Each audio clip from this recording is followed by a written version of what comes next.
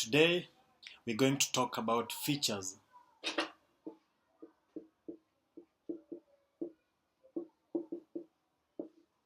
What are features? Okay, features are derivative financial contracts with underlying assets. Okay,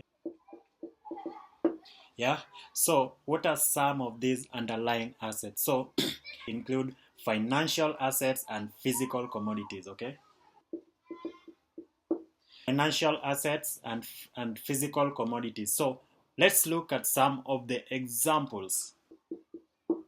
We have Nasdaq, S&P 500, gold, crude oil, orange juice. Those are some of the examples, and also currencies.